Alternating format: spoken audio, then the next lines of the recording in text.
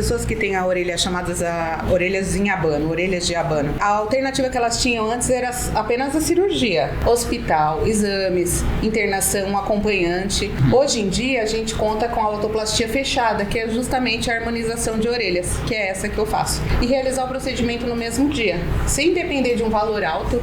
O valor equivale a 10% da otoplastia comum.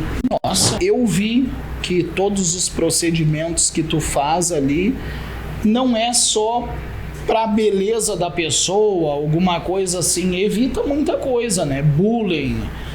E eu tava fazendo uma análise, eu não conhecia isso, entendeu? A gente olhava as pessoas que têm orelha maior, menor, para um lado, para o outro, e eu não tinha esse conhecimento, que é o tratamento ali que tu faz, que ajeita a pessoa ali ficar melhor, né? Isso.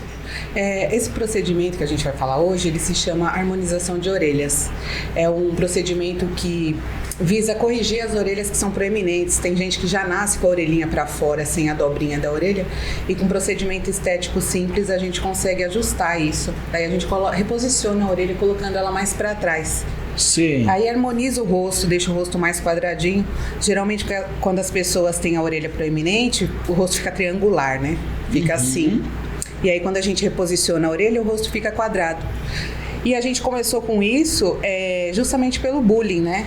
Muitas crianças procurando, adultos já também, depois da vida construída, pensou primeiro nos filhos, na esposa, no casamento, no trabalho, e aí depois foi dar conta de si que tinha um incômodo. E aí, para corrigir esse incômodo, a gente começou a fazer esse trabalho que se chama automodelagem, que é a harmonização das orelhas. Sim. Doutora, e tu é médica há quanto tempo nessa área? Eu sou enfermeira esteta, na verdade. Sim. É uma área da estética que a enfermagem pode atuar. E são procedimentos que são minimamente invasivos. Então, não depende de hospital, não depende de exame, não depende dessas coisas. E por isso que a enfermagem pode atuar. É um procedimento que é feito no consultório, é bem tranquilo. Sim. Ô Cris, e quando começou isso, né? Nem sempre você foi enfermeira. Desde quando você começou isso? Conta um pouco pra gente. Eu tô na enfermagem já há 20 anos, né? Desde os meus 20 anos. Esse procedimento é novo no Brasil. Tem mais ou menos uns 3 a 4 anos e eu fui pioneira, né? Eu aprendi com um odontólogo, que eram as pessoas que poderiam fazer na época. E com o tempo fui aprimorando e fazendo minha própria técnica.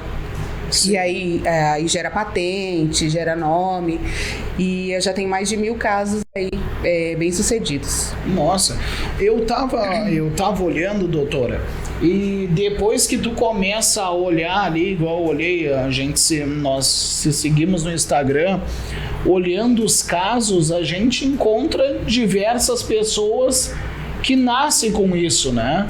E antes de tu conhecer alguém que faça esses procedimentos, tu nem te dá conta, Jonathan, de quantas pessoas tem, né? Nasce com esse problema. Exatamente, né? Muitas pessoas nascem e morrem com esse problema. Sim.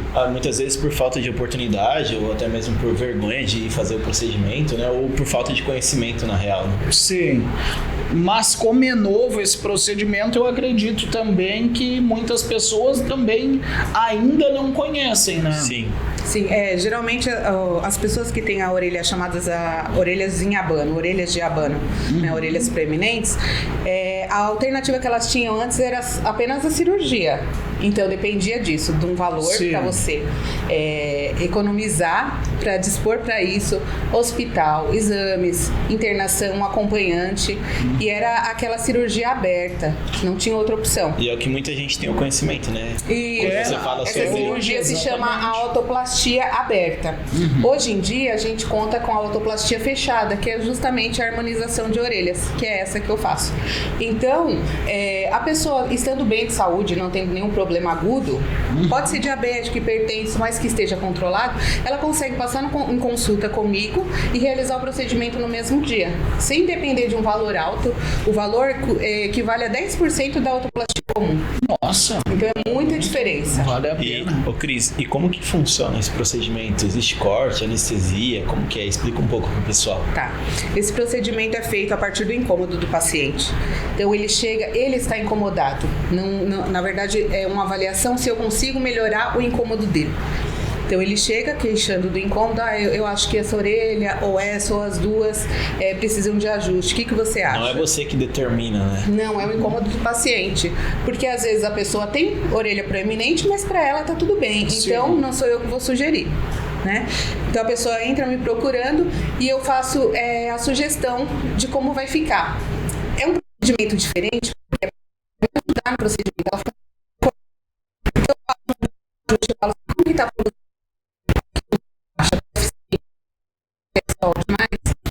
é feito um anestésico local, os dores por dentro da orelha, que ficam totalmente escondidos, e a pessoa sai com um curativo que é retirado em 24 horas. E após 30 dias tem um retorno pra gente ver como é que ficou o procedimento. E aí a pessoa consegue fazer um novo ajuste, caso ela queira.